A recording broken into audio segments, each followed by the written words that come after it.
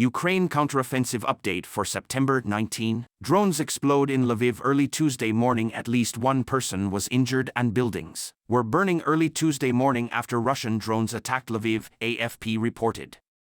Several waves of drones buzzed overhead starting around 1:30 Greenwich Mean Time, about 4:30 a.m. Lviv time, and an AFP journalist heard numerous explosions and movements of heavy vehicles through the streets during the nightly curfew, the AFP wrote. At least one building, an industrial warehouse, was destroyed in the attack. Reuters quoted a social media post from Lviv Region Governor Maxim Kozitsky, saying that a woman and a man were found under the rubble. According to preliminary information, the woman was not injured. The man is in a serious condition. Zelensky arrives in the United States ahead of UN appearance on the eve of his appearance at the United Nations General Assembly. In New York, President Volodymyr Zelensky wondered aloud to reporters there why Russia continues to hold a seat at the UN, not to mention one of 5 seats on the Security Council. For us, it's very important that all our words, all our messages, will be heard by our partners, Zelensky said, preparing to solicit member states for additional aid in the counteroffensive. And if in the United Nations still, it's a pity, but still, there is a place for Russian terrorists, the question is not for me. I think it's a question for all the members of the United Nations. Zelensky will address the Security Council on Wednesday, where Russian Foreign Minister Sergei Lavrov is expected to speak as well. Several member nations, including Germany, have expressed an interest in reforming the Security Council in recent years, now composed of representatives from Great Britain, China, France, Russia, and the US.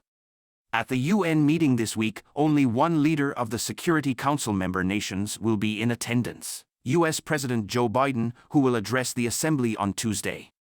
On Monday, Kremlin spokesperson Dmitry Peskov said that the Security Council should be amended to include other nations, who have increased in influence since the establishment of the Council in 1945. AFU continues its recapture of territory south of Bakhmut. Officials of the Ukrainian Armed Forces, AFU, on Monday evening updated the total territory reclaimed from Russian occupying forces behind enemy lines in the Donetsk region to 7 square kilometers. Earlier on Monday, an outgoing deputy defense minister said Ukrainian forces had recaptured about 2 square kilometers of land along the southern front and near Bakhmut.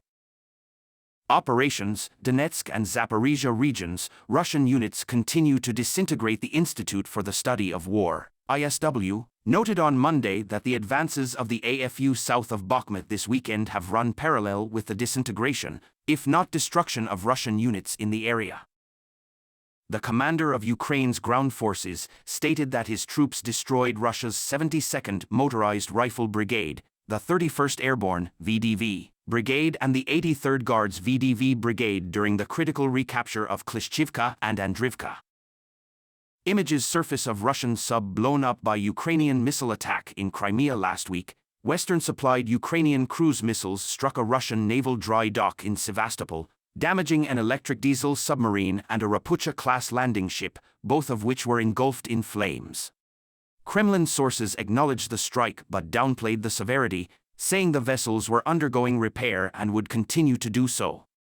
Images of the damaged B-237 submarine, the Rostov-on-Don, popped up on social media Monday.